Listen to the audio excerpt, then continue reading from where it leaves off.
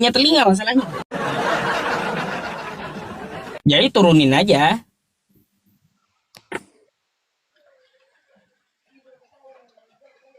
Halo, selamat malam. Malam Ustadz, Malam, abang Islam atau Kristen bang? Kristen Ustadz. Abang naik mau nanya atau mau ditanya nih? Kita boleh tanya jawab. Eh, Heran aja lihat ini Kristen paksa Yesus jadi Tuhan. Hmm, mm, mm, mm, mm, mm, mm. Saya ada baca di Bible bang, masalahnya di kitab Kristen. Karena kan saya mempelajari perbandingan agama juga antara Islam, Kristen, Hindu dan Buddha, kan kayak gitu. Ketika saya baca kitab Kristen, ya udah 9 tahun saya baca sampai tamat gitu. Umat Kristen itu menuhankan Yesus gitu, yang namanya Yesus. Padahal di dalam kitabnya tidak ada sama sekali Yesus itu mengaku pencipta langit dan bumi atau Tuhan. Nah gitu. Makanya judul saya, Kristen paksa Yesus jadi Tuhan. Sedangkan di Bible Anda sendiri, dia adalah hamba Tuhan. Bukan Tuhan itu sendiri. Dia adalah hamba Tuhan gitu. Nah, yang membuat saya heran, kenapa kawan-kawan kita yang Kristen ini malah Yesusnya yang disembah. Sedangkan dia adalah hamba Tuhan, utusan Tuhan, nabi Tuhan gitu. Itu yang aneh. Nah, mungkin ada tanggapan, silakan. Ya, oke. Ini pendapat saya Ustadz ya. Tidak selalu semua yang disampaikan itu harus A ya A. Terkadang ada makna tersirat dari yang disampaikan. Jadi contoh, dia katakan dia sudah ada sebelum Abraham ada. Ya, siapa yang ada sebelum Abraham? Ya, Tuhan itu sendiri. Terus? Ya, dia bisa mengampuni dosa. Ya, kalau yang bisa mengampuni dosa itu ya Tuhan sendiri. Manusia tidak bisa mengampuni dosa, Ustadz. Begini bang. Abang coba fokus ke satu titik ya, ke satu titik tentang permasalahan Yesus gitu. Nanti dulu kita bahas pengampunan dosa atau yang lain-lainnya. Tapi yang namanya Yesus ini, kenapa Kristen itu memaksakan Yesus itu jadi Tuhan?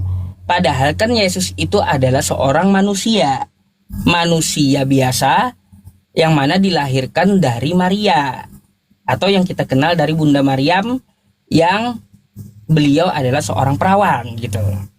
Tidak menikah, tapi sudah melahirkan Nabi Isa. Jadi alasan apa Kristen memaksa Yesus ini jadi Tuhan? Padahal Yesus tidak ada mengajarkan dirinya adalah Tuhan. Oke, Ustadz. Jadi pendapat saya, Ustadz ya, kita bisa merasakan Tuhan itu dari apa yang dia lakukan untuk kita. Jadi Contoh? dia bisa mengampuni dosa, dia mengadakan mujizat, ya membangkitkan orang mati, ya itu bukti ketuhanannya dia. Jadi tidak dia katakan pun dia Tuhan, ya yang dia lakukan itu adalah bukti bahwa dia Tuhan. Bang, yang namanya bermukjizat itu adalah utusan Tuhan. Bukan Tuhan itu sendiri, bukan. Tuhan nggak perlu bermukjizat. Dia yang mengizinkan mukjizat. Itu Tuhan. Yang bermukjizat itu adalah utusan Tuhan, nabi Tuhan, atau rasul Tuhan. Kan kayak gitu, rasul Allah. Itu yang bermukjizat. Kalau Tuhan langsung, nggak perlu dia bermukjizat. Nggak perlu. Makanya saya katakan tadi, dia bisa ngampuni dosa, dia ada jauh sebelum segala sesuatu ada. Nah, itu bukti bahwa dia adalah Tuhan. Terus gini, baik, kalau tolak ukur Anda seperti itu, dia bisa membangkitkan orang mati, kan kayak gitu. Bang, bagaimana dengan nabi-nabi sebelumnya yang juga bisa membangkitkan orang mati? Tapi tidak bisa Ezra, dosa, Ustaz. Ezra tuh membangkitkan Dosa, anak-anak Ustaz. yang mati. Kenapa? Tidak mengampuni dosa, Ustaz. Oh, tidak mengampuni dosa. Jadi cuma satu alasannya, karena dia Yesus bisa mengampuni dosa. Iya, hanya Tuhan yang bisa mengampuni dosa, Ustaz. Baik, baik. Bang, percaya nggak Anda? Saya pun bisa mengampuni dosa. Tidak percaya. Nih, kalau abang curi HP saya, ya, Iya. curi HP saya, abang berdosa nggak sama saya? Iya. Nah, lalu abang mau minta maaf. Ini Yusuf, saya kembalikan HP-mu. Kemarin saya curi, saya minta maaf, saya minta ampun. Ya sudah, kamu ku ampuni dosamu. Iya. Bisa bang? Oh bisa, bisa saya ngampuni dosa sama dengan Yesus. Tuhan, Kan Tuhan, Ustaz. gitu analoginya. Iya. Tapi dosa di hadapan Jadi bukan tolak ukur yang kayak gitu. Tapi dosa di hadapan Tuhan Ustadz bisa ampuni. Dosa di hadapan Tuhan ya beda lagi, dosa dengan Tuhan namanya. Ya. Kalau Yesus kan manusia, dosa dengan manusia. Kalau dengan Tuhan beda lagi. Gimana deh caranya dengan Tuhan? Ya, makanya hanya Yesus yang bisa mengampuni dosa kepada Tuhan, dan hanya Dia yang ada sebelum ada segala zaman. Kalaunya dia yang mengampuni kepada Tuhan, Yesus itu bukan Tuhan bang, hamba Tuhan dia. Tidak ada hamba Tuhan yang bisa mengampuni dosa, Ustaz. Tapi Anda akui Yesus itu hamba Tuhan.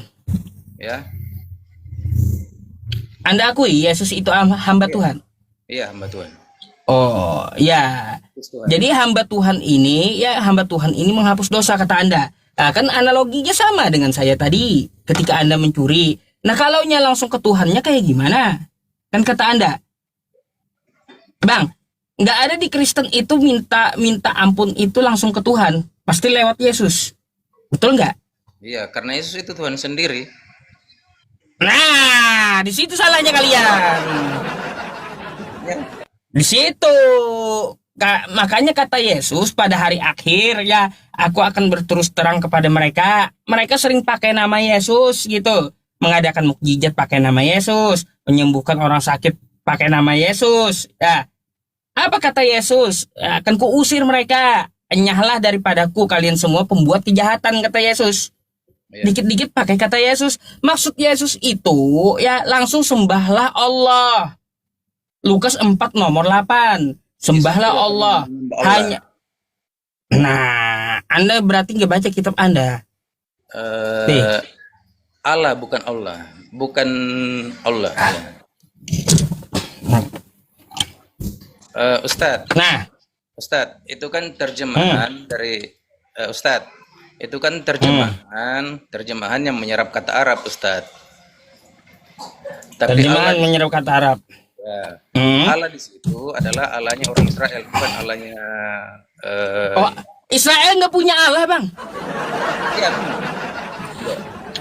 Israel itu nggak ada Allah mereka. Mereka itu menyebut Tuhan mereka dengan Hashem, Adonai, ya atau Elohim atau Yod-Heh-Vav-He. Nggak ada Allah. ya, Nggak ada Allah Israel itu nggak ada. ya. Memang mereka tidak mengenal Allah. Ya, itu hanya nggak ada. Ketika diterjemahkan ke bahasa Indonesia, diserap pakai bahasa Arab. Nah, kalaunya udah bahasa Arab, orang Arab nyebutnya Allah, maka di Indonesia nyebutnya Allah juga. Nggak ada Allah. Ya, tetapi semua nabi-nabi sampai kepada Yesus tidak pernah menyembah Allah. Tidak pernah. Tidak pernah. Hanya di Indonesia. Lalu kenapa Yesus menyuruh menyembah Allah? Kenapa? Allahnya orang Israel ya, bukan Allah yang sekarang yang beda ya. Orang Muslim, Bang, nih ada dalil dalam Quran wa ilahukum ilahu wahid, dan Tuhan kalian adalah Tuhan yang satu. Jadi Allahnya umat Islam, Allah Nabi Muhammad, Allahnya Nabi Musa, Allahnya Yesus sama, itu juga Tuhan yang satu mereka. Nah, Allahnya Kristen ini mana Allah Kristen? Saya bingung. Kristen ini nggak punya Allah mereka. Kalau Allah Israel ada, Allah Islam ada, Allah Kristen mana, Bang? Tuhan Yesus. Nggak ada Yesus ngaku dirinya adalah Allah, nggak ada. Ada Ustaz. Oh, di mana? Di mana? Baru dengar saya dari Anda. Ya. Katakan akulah guru dan Tuhan. Lah. Di situ kan di situ aku guru dan Tuhan katanya. Kan kayak gitu. Ya. Tuhan di situ tuh kurios, yang artinya junjungan tertinggi untuk manusia, bukan untuk Tuhan. Ya. Artinya begini Ustaz. Nggak ada dia ngaku, ada nggak tulisannya dia ngaku, aku adalah Allah, kata Yesus. Definisi Tuhan buat kita itu begini Ustaz. Kalau saya ya, Tuhan itu adalah orang yang kita nomor satukan dalam hidup kita. Kita percaya bahwa dia menciptakan kita. Kita menjadikan dia sebagai Tuhan kita, dia pemilik kita. Nah, terus? Ya. Udah betul itu pengertian definisi Tuhan kayak gitu memang. Ya, makanya kami menjadikan Yesus itu sebagai pemilik kami. Nah, kalau Yesus disematkan Tuhan, sejak kapan dia menciptakan langit dan bumi? Sejak awal. Mana Yesus mengatakan aku pencipta langit dan bumi, Bang? Di mana? Katakan sebelum akulah Alfa dan Omega. Dia yang Akulah Alfa dan Omega. Akulah Alfa dan Omega itu, Bang, ya, itu adalah segala sesuatu ada, dia sudah ada. Bang, aku adalah Alfa dan Omega, itu adalah perkataan Tuhannya Yesus. Coba Anda baca betul-betul. Yesus di situ dapat wahyu dari Tuhannya untuk disampaikan. Rasul Yohanes yang dapat wahyu. Wahyu 1 nomor 8 kan kayak gitu ayat yang Anda bawa. Itu kan akulah Alfa dan Omega. Ya, Yohanes yang bicara. Ya, Yohanes kan yang bicara.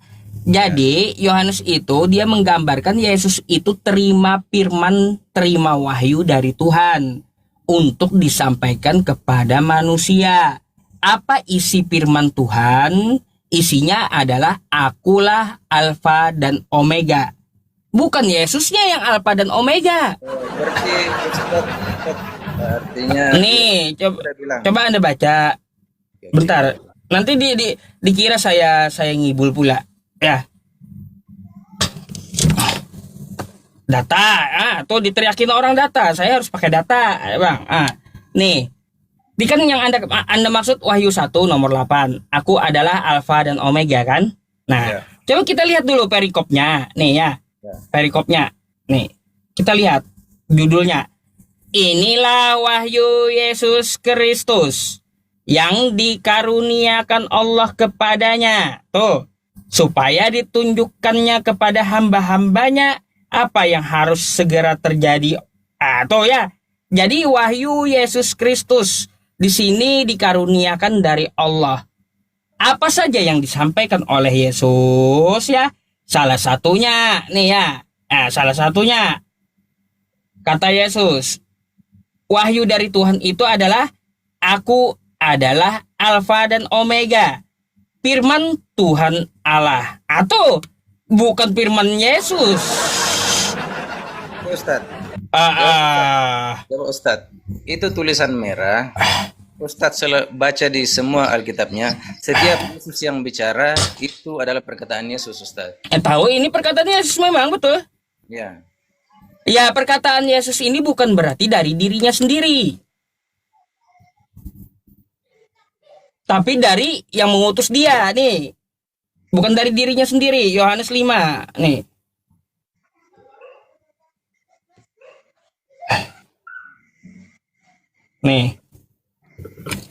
Nih Bang, nih. Aku tidak dapat berbuat apa-apa, kata Yesus. Dari diriku sendiri, aku menghakimi sesuai dengan apa yang aku dengar. Dan penghakimanku adil. Sebab aku tidak menuruti kehendakku sendiri, kata Yesus. Melainkan kehendak dia yang mengutus aku. Jadi Wahyu 1 nomor 8 tadi memang itu perkataan Yesus ya. Tapi ini adalah firman Tuhan yang disampaikan oleh Yesus melalui mulutnya Yesus gitu. Bukan berarti Yesusnya yang Alfa dan Omega.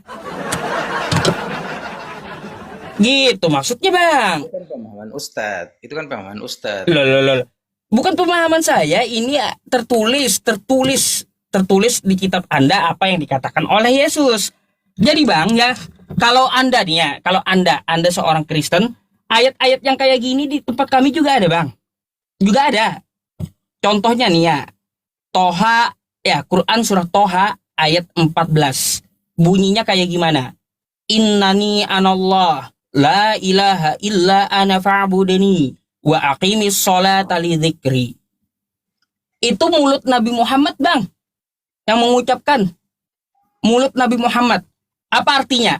Kata Nabi Muhammad, sesungguhnya aku ini adalah Allah. Tuh kata Nabi Muhammad pakai mulutnya. Tiada Tuhan selain aku. Kata Nabi Muhammad tuh. Maka sembahlah aku, kata Nabi. Dan dirikanlah sholat untuk mengingatku. Padahal pakai mulut Nabi Muhammad mengucapkan itu. Tapi kenapa umat Islam tidak ada menyembah Nabi Muhammad? Gak ada. Karena kami tahu apa yang disampaikan melalui mulut Nabi Muhammad itu bukan atas kehendaknya, tapi atas wahyu dari Tuhan gitu. In huwa illa wahyu yuha. Yang diterima itu adalah wahyu dari Tuhan, bukan atas kehendak dirinya sendiri. Andai ayat ini, ya Bang ya, andai ayat ini kami kasih ke tempat Anda, kepada Kristen, 100% saya yakin kalian akan menyembah Nabi Muhammad pasti. Kayak gitu juga Yesus gitu loh Bang. Yesus itu hanya penyampai dia, sama dengan Nabi Muhammad. Makanya ya teman-teman, kalau kita kasih ayat kita tadi kepada kawan-kawan yang Kristen, pasti kawan-kawan kita yang Kristen menyembah Nabi Muhammad jadinya. Soalnya melalui mulut Nabi Muhammad. Aku adalah Allah, tiada Tuhan selain aku, sembahlah aku. Bayangkan. Gitu Bang maksudnya. Ustadz. Artinya begini Ustadz. Saya sering nonton debat. Sebenarnya kebanyakan itu debat kusir Ustadz. Kenapa saya bilang debat kusir? Karena masing-masing mempertahankan imannya sesuai dengan yang diterima. Tapi saya begini Ustadz, beragama itu bagaimana kita ketika urusannya dengan Tuhan, tidak ada artinya tidak ada yang tahu urusan kita dengan Tuhan. Tetapi agama itu ketika berurusan dengan manusia, nah disitulah kita lihat agama ini sebenarnya seperti apa maunya. Berurusan dengan manusia. Agama ini sedang membawa kita seperti apa dengan manusia. Membawa kita lebih baikkah kepada manusia yang lain, atau membawa kita menjadi manusia yang dipandang tidak baik oleh manusia lain. Agama ini sedang membawa kita kemana? Karena kalau masalah Tuhan mau dibahas Ustadz, ya sejauh ini yang saya lihat itu debat kusir Ustadz. Apa tuh contohnya? Ya contohnya Tuhannya orang Kristen dengan Yahudi, dari Yahudi kemudian Kristen turun ke Islam, ya beda-beda, versinya beda-beda, dan dicari bagaimanapun tidak akan bisa ketemu persamaannya Ustadz. Oke, nah ketika Anda Bang ya, ketika Anda mengatakan kalau kita melihat dari ajarannya, seperti apa ajarannya itu, maka pasti kita melihat kitab sucinya, kan betul? Saya mau tanya sama Anda nih, satu aja Bang ya.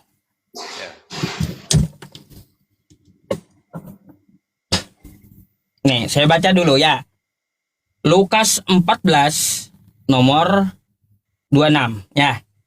Oke. Nih, jikalau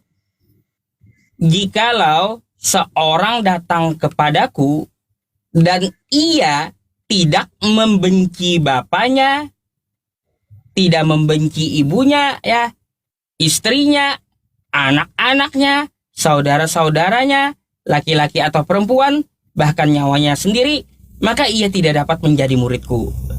Pertanyaan saya, Bang, Ya. kenapa Yesus di sini ya mensyaratkan kau kalau mau jadi muridku harus durhaka dulu sama orang tuamu? Kenapa kayak gitu? Kalau mau jadi murid Yesus harus durhaka dulu, harus membenci bapak dulu, harus membenci ibu dulu. Macam mana, Bang?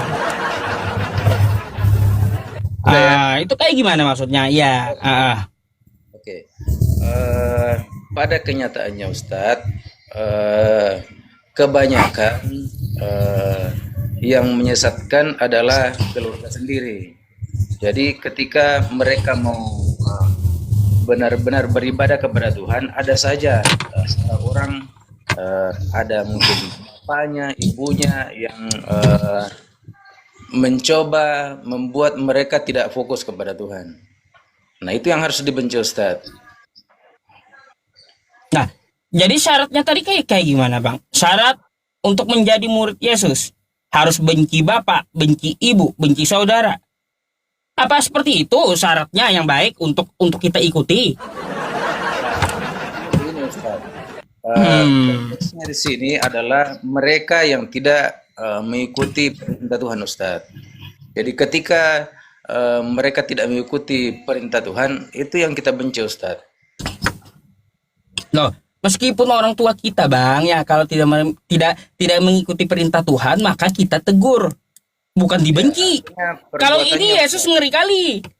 Yesus menyuruh membenci, benci ibumu, benci bapamu, benci istrimu, baru kau bisa jadi muridku. Kalau kau kagak durhaka sama orang tuamu, nggak bisa kau jadi muridku. Kan macam mana Ustadz, kayak yang gitu? dibenci itu perbuatannya, Ustadz. Perbuatannya yang dibenci, Ustadz. Bukan perbuatan. Di sini membenci, Bang. Ini coba makanya perhatikannya. Nih, bukan perbuatan yang dibenci. Jikalau seorang datang kepadaku dan ia tidak membenci bapaknya, bukan perbuatan, benci bapak, benci bapaknya, benci ibunya, benci istrinya, benci anak-anaknya, benci saudara-saudaranya atau yang perempuan, bahkan benci dengan nyawa sendiri, tidak dapat menjadi muridku, kata Yesus. Nah, ini syarat menjadi murid Yesus. Kenapa harus jadi anak durhaka dulu gitu loh? Gitu loh, Pak. Artinya kita harus menyangkal diri. Jadi Ustadz, ketika kita mengikuti Yesus, ada banyak hal yang harus kita sangkal. Ketika kita mengikut Yesus, ya ada saja orang yang tidak menyukai kita, ada saja orang yang membenci kita. Ketika kita berkomitmen untuk ikut Tuhan, berkomitmen untuk mengikut Yesus. Jadi gimana? Apa betul ajarannya kayak gitu, Bang? Ajaran Yesus menyuruh durhaka dulu sama orang tuanya, baru bisa jadi muridnya. Artinya Ustadz kan hanya baca satu ayat kayak gitu, baca dari atasnya. Baca di ayat 27. Barang siapa tidak mengikut salibnya dan mengikut aku, dia tidak dapat menjadi muridku. Artinya di situ ada salib. Ada salib yang harus ditanggung. Artinya ketika kita mengikut Yesus, ya mengikut Yesus bukan hal yang mudah itu, Ustaz. Nah, itu no problem 27-nya. Yang saya tanyakan 26 bukan 27. Ya, yang Anda jelaskan kan 27. Ini kan tidak ini kan berhubungan, Ustaz. Ya, dari 26 dulu dibahas. Kenapa langsung loncat 27? Ya, kalau kita hanya baca 26-nya kita tidak akan ngerti, Ustaz. Sama, Nah, Ustaz. itu kan satu-satu. Sama, Ustaz. Begini, Ustaz. Misalnya dalam kitabnya Ustadz dilarang bahkan harus membenci orang Kristen dan Yahudi. Itu kalau hanya dibaca Nggak begitu? ada. Ada, Ustadz. Di mana? Ya, Di mana disuruh membenci Kristen dan Yahudi itu di mana? ada, saya baca dulu karena saya dulu Kalau kalian Yahudi dan Kristen benci Islam baru ada ayatnya. Tapi kalau Islam benci Yahudi dan Kristen nggak ada ayatnya. Kebalik. Bahkan Kalau Islam, mereka disuruh kalau tetap Kristen berjalannya. dan Yahudi benci Islam itu ada ayatnya, Bang. Ada, saya izin sebentar, saya cari dulu ya. Bisa? Iya, nanti itulah materi selanjutnya setelah Anda bertanya setelah saya nanya tentang Bible. Satu-satu dulu kita bahas Bible dulu. Habis itu kita bahas Quran aja semua gitu. Artinya Ustadz tidak jujur bahwa ayat itu ada. Saya kan jujur bahwa ayat Nggak ini ada, coba Anda cari nanti. Oke, saya cari. Kita cari, silakan. Di mana ada tertulis Islam harus membenci Kristen dan Yahudi.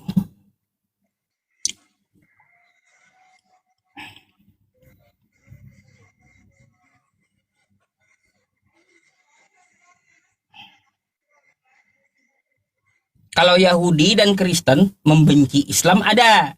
Quran surah Al-Baqarah ayat 120 ya. Walan tardo angkal yahudu walan nasoro hatta tattabi'a millatahum.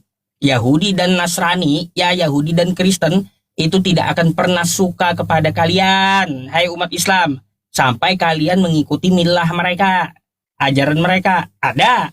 Kalau Yahudi dan Kristen benci Islam ada ayatnya. Tapi kalau Islam disuruh membenci Kristen dan Yahudi nggak ada.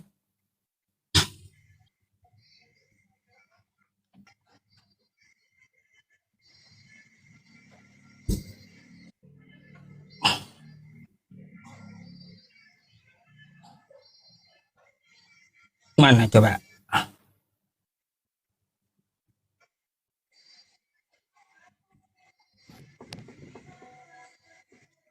Ada. Bentar.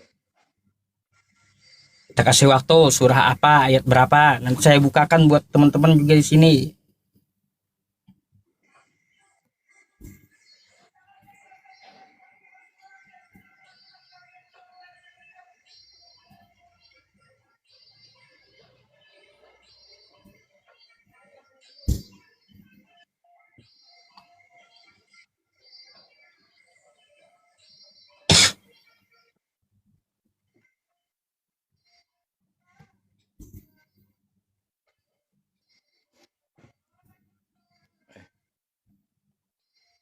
Nah, ayo, di mana ayatnya? Saya lupa, pernah saya baca Ustaz. Memang nggak ada. Bukan lupa, memang nggak ada. Udah dibilang ya, kalau Kristen dan Yahudi membenci Islam ada ayatnya. Tapi kalau Islam disuruh membenci Kristen dan Yahudi nggak ada ayatnya. Gak bakal ketemu Anda.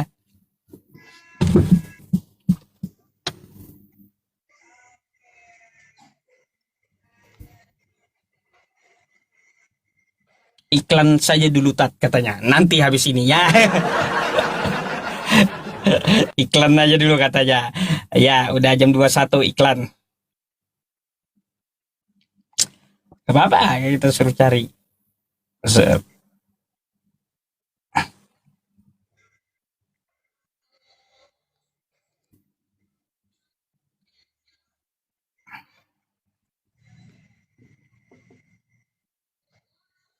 Ya, dilarang menjadikan orang-orang Yahudi atau Nasrani sebagai apa ya? Sebagai teman.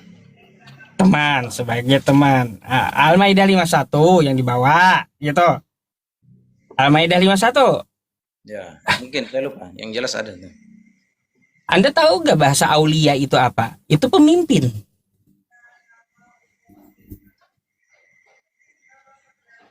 Gimana Bang? Makanya Ahok ya kemarin itu pakai ayat itu dia nggak ngerti. Akhirnya penistaan. Itu pemimpin, bukan disuruh membenci. Di mana ada ayat umat Islam disuruh membenci?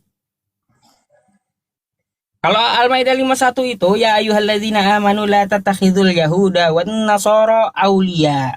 Kan kayak gitu.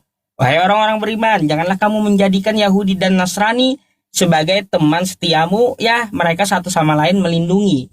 Kalau kosakata aulia ya Bang ya, yang dijadikan teman akrab atau ya sahabat atau pemimpin. Tapi kalau yang seperti yang Anda katakan ya, bahwa Islam disuruh untuk membenci Yahudi dan Kristen, nah itu di mana? Artinya di sini Al-Maidah 51 ini, mari kita hidup toleransi aja gitu. Kamu-kamu, saya, tidak boleh saling membenci. Itu Al-Maidah 51. Bukan disuruh Islamnya membenci Yahudi dan Kristen, nggak ada.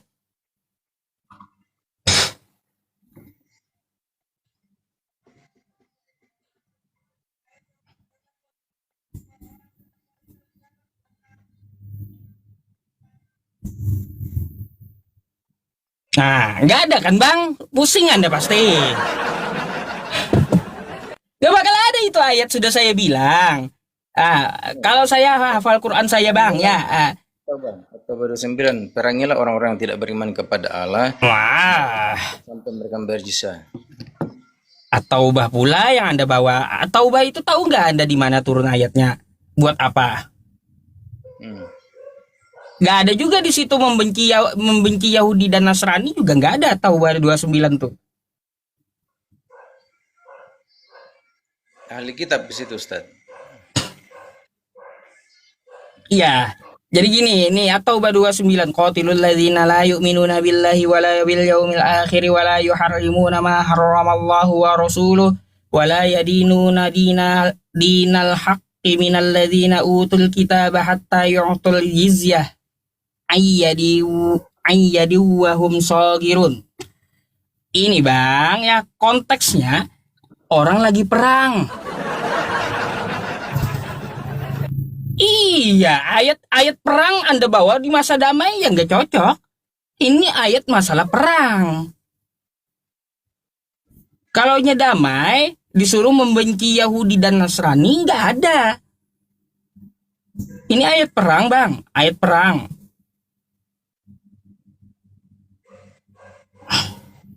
Kalau Anda mengatakan ya ada ayatnya membenci Yahudi dan Nasrani, tunjukkan sama saya. Sampai 2 hari kiamat saya tunggu itu.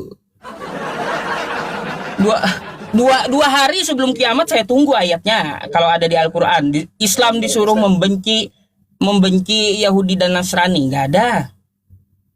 Kalau menurut Ustadz nih, orang-orang yang melakukan jihad, membunuh diri, masuk gereja itu sesuai ajaran Islam gitu, Itu mati konyol. Itu bukan mati syahid, itu mati sakit, mati konyol gitu. Orang ibadah di gereja dibom, apa urusanmu sama orang ibadah? Biarkan mereka ibadah, kenapa kau ganggu malah pakai bom, bunuh diri pula, syahid.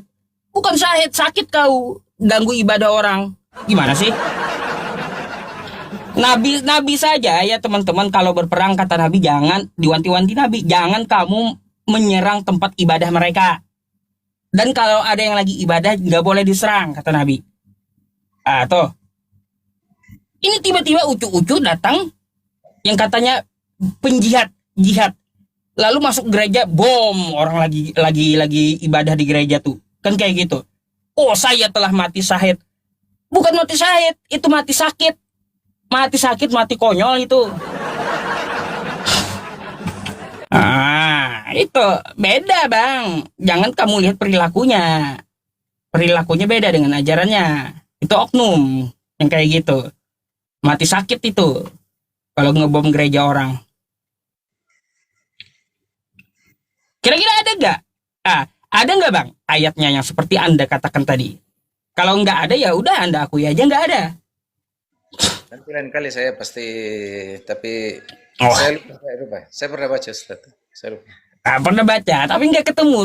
Saya tunggu Bang naik. Kalau ketemu silakan Anda naik. 2 hari sebelum kiamat tetap saya naikkan ke lab saya gitu. Ya.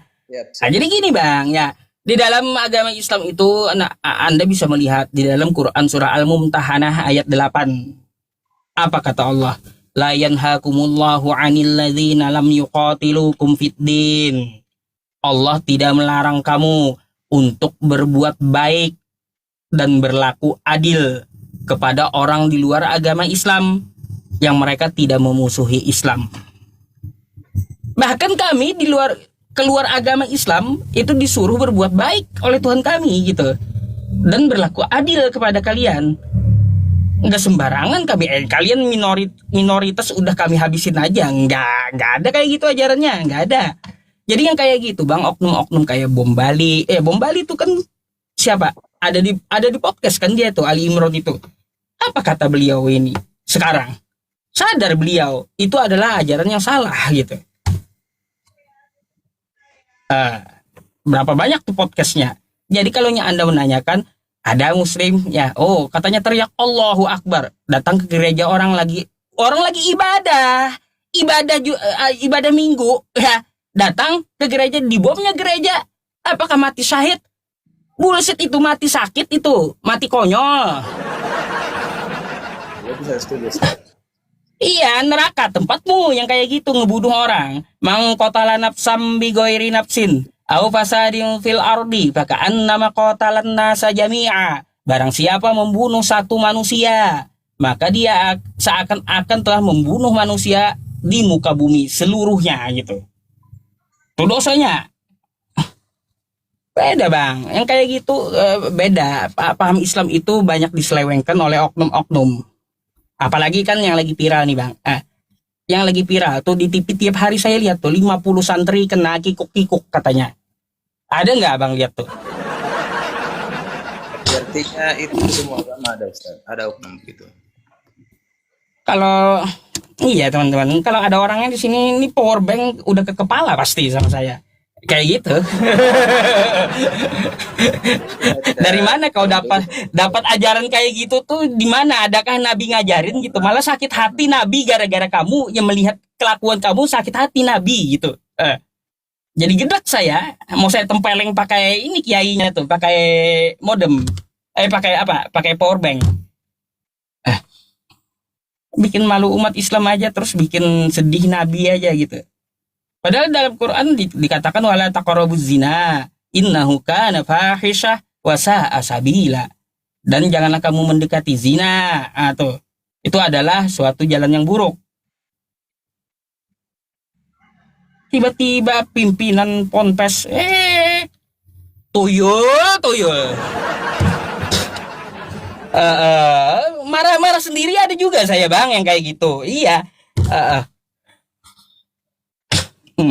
Ada lagi bang, mungkin ada yang mau Anda tanyakan? Jadi yang paling sering, artinya yang paling sering kita di Indonesia itu, yang paling sering sekarang itu masalah Israel Palestina. Kalau menurut Ustadz nih, artinya pandangan-pandangan Ustadz, sebenarnya yang paling berhak di Israel sekarang itu siapa Ustadz? Ya kalau menurut Al-Maidah, Islam, tanah perjanjian itu yang diberikan sudah dahulu, tapi ditolaknya oleh Israel ketika Nabi Musa membawa masuk ke Yerusalem. Gak berani Israel perang, maka ditangguhkan oleh Tuhan. Tapi itu sih ringkasnya. Artinya setelah Musa mereka tetap masuk Ustaz. Tetap merengsek masuk sampai sekarang. Iya. Tanah yang dijanjikan. Kalau saya bang malah bahas itu, jujur kurang penting menurut saya yang itu. yang kita bahas itu yang tajam-tajam lah, yang membuat pikiran konsep ketuhanan kayak atau dalam agama gitu. Itu bang, sekarang saya mau balik tanya, boleh? Boleh. Oke. Kalau Anda ya bersedia ditanya, saya mau Anda ke Roma 14 nomor 9 ya, kalau nggak salah. Bentar ya. Kalau nggak salah, ya. Ini bang yang bikin saya bingung dan sakit kepala juga saya ayatnya. Nih. Sebab untuk itulah Kristus telah mati dan hidup kembali supaya ia menjadi Tuhan baik orang-orang baik atas orang-orang mati maupun atas orang-orang hidup. Kalaunya dia tidak mati, batal gitu jadi Tuhan. Kenapa bang? Karena syaratnya di sini ya mati lalu hidup supaya jadi Tuhan. Lalu gimana kalau dia nggak mati kemarin? Batal dong jadi Tuhan. Apakah gitu?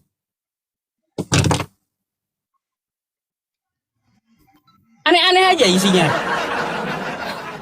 Ayo teman-teman tuh ya. Sebab kata Paulus, untuk itulah Kristus telah mati dan hidup kembali supaya ia menjadi Tuhan. Nah, pertanyaannya kalau dia tidak mati, berarti batal dong jadi Tuhan. Kan gitu. Oke Ustadz. Ah, Ini kan sebenarnya surat Paulus kepada Roma ini tentang eh, dua dua pendapat waktu itu. Dua pendapat waktu itu tentang orang-orang yang masih ada yang ikut tradisi Yahudi, masih ada yang ikut halal dan haramnya Yahudi. Tetapi di Paulus kan pengajaran Paulus kan sudah berbeda, sudah halal dan haram itu bukan lagi soal makanan, tetapi soal hati Ustadz. Nah, kalau kita baca dari gimana tuh? ayat satunya, nah artinya bahwa orang hidup dan mati itu artinya orang Yahudi dan di luar Yahudi Ustadz. Hmm? Pemahamannya Bang, kan, yang saya pemahamannya tanya, kan abang Tuhan dulu melenceng ke itu sana orang kemari. Israel itu pemahamannya bahwa Tuhan itu hanya milik orang Yahudi. Bang, Pemahamannya bukan bukan jadi bukan itu yang seolah-olah saya tanya. yang hidup itu adalah orang Yahudi dan yang mati itu adalah orang di luar Yahudi. Nah, Yesus ingin memberi pemahaman bahwa sebenarnya Tuhan itu bukan hanya Tuhan untuk orang Yahudi, tetapi untuk Tuhan juga untuk orang di luar Yahudi. Tuhan untuk orang Yahudi itu diibaratkan sebagai Tuhan untuk orang yang hidup, sedangkan Tuhan untuk orang mati ini Tuhan di luar Yahudi, Ustaz. Aduh bang, saya kagak nanyain itu. Yang saya tanyakan syarat Tuhan jadi Tuhan tadi. Kalau dia batal mati, berarti batal juga jadi Tuhan, gitu kah? Itu yang saya Pemahaman, tanya. Karena apa ya, kosakatanya supaya menjadi Tuhan. ya Ustaz, saya paham, saya paham.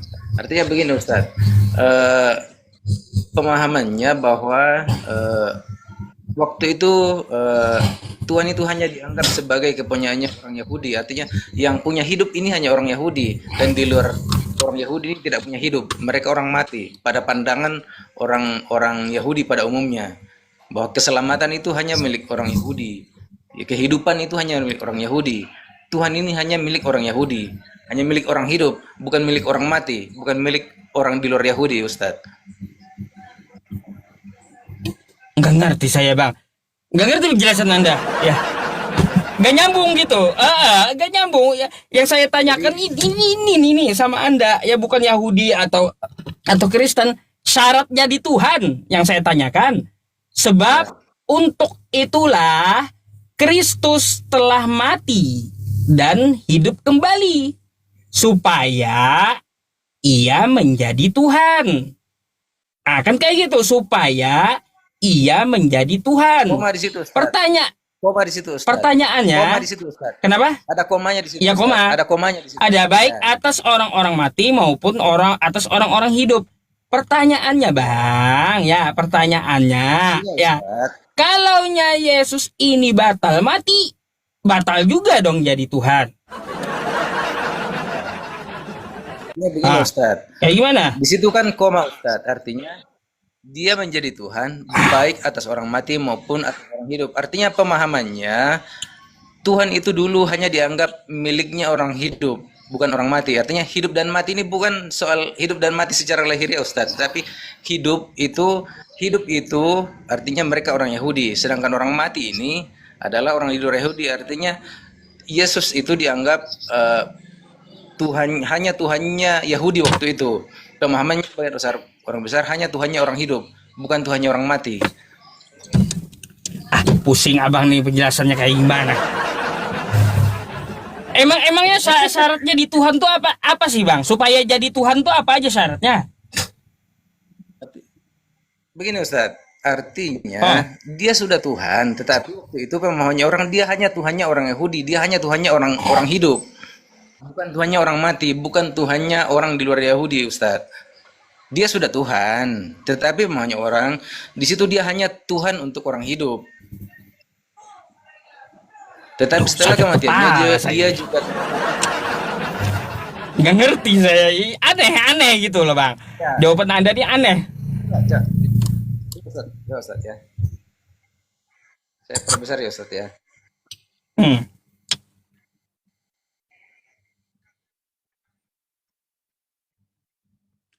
Assalamualaikum semuanya yang di Facebook dan di YouTube ya.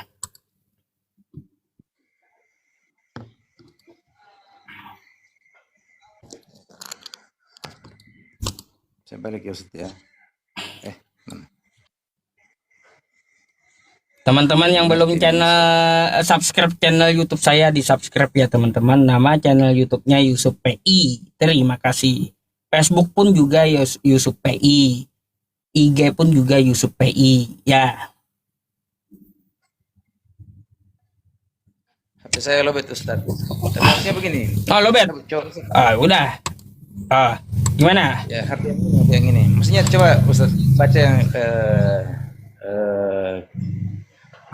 yang Ustadz baca tadi. Artinya di situ kan dia. Ini. Okay. Ini saya bawakan, ini saya tunjukkan Anda yang baca. Nah, apa maksud Anda? Ya, oke. Sebab untuk itulah Kristus telah mati dan hidup kembali supaya ia menjadi Tuhan. Koma di situ Ustadz. Baik untuk orang mati maupun atas orang hidup. Artinya dia sudah Tuhan, tetapi waktu itu dia hanya dianggap sebagai Tuhan untuk orang hidup, bukan Tuhan untuk orang mati Ustadz. Bukan ini yang saya bahas, bukan yang di bawahnya, yang di atasnya yang saya bahas. Ya, makanya salah Anda. Iya, nah, makanya kalau hanya baca sampai di supaya ia menjadi Tuhan. Ustadz tidak mau baca baik atas orang. Aduh. Kenapa bang? Kenapa? Kok hilang abangnya?